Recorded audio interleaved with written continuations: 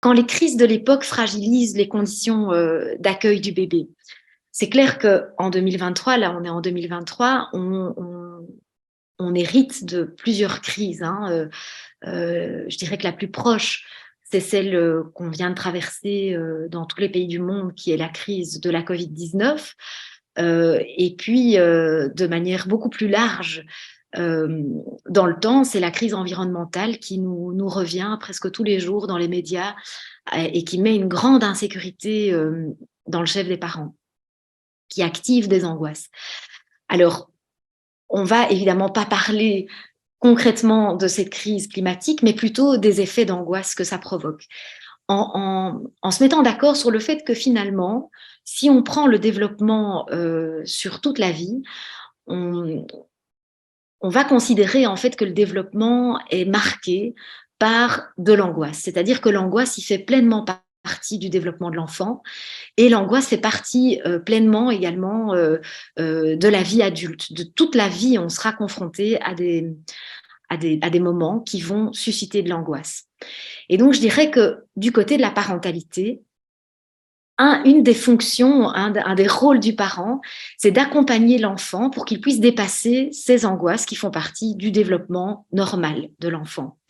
Alors, le parent va pouvoir accompagner ses enfants, ses propres enfants dans ces angoisses, selon les outils qu'il s'est construit lui-même aussi pour faire face aux angoisses liées à la vie, à la condition humaine, je dirais.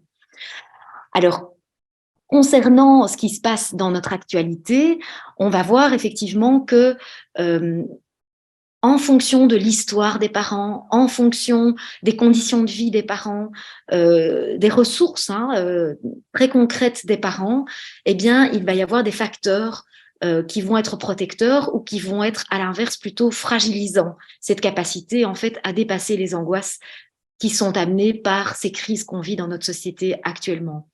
Donc, certaines familles vont pouvoir entendre tout ce qui nous arrive dans les médias en y mettant des filtres et en permettant à l'enfant de ne pas être pris par ces angoisses. Et puis, dans d'autres familles qui sont dans d'autres conditions, selon leur histoire, mais aussi selon leurs conditions de vie, ça va être peut-être plus difficile de gérer leur propre angoisse et du coup, d'arriver à aider l'enfant à dépasser aussi ces angoisses qui vont être éventuellement activées chez l'enfant parce que l'enfant voit qu'il y a une angoisse chez le parent, etc. Donc, on voit que euh, de manière individuelle, les choses vont être gérées vraiment différemment. Mais je dirais que c'est vrai que c'est un challenge de plus pour les parents d'aujourd'hui qui va être de maintenir les enfants dans la vie, dans une construction de vie, alors que autour on a tout un tas de signaux d'alerte qui peuvent mener à activer une angoisse. Mais je pense qu'il y a beaucoup de parents qui peuvent entendre tout ça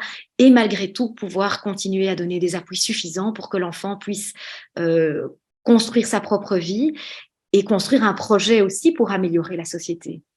Voilà, je pense que ça, c'est quand même important, c'est de se dire qu'il y a des ressources et que la vie, la pulsion de vie, elle permet aussi de pouvoir dépasser des moments d'angoisse dans des conditions particulières aussi, donc c'est-à-dire avec des appuis suffisants à l'intérieur de soi, mais aussi à l'extérieur de soi. Donc, ça va être très variable d'une famille à l'autre et d'un parent à l'autre.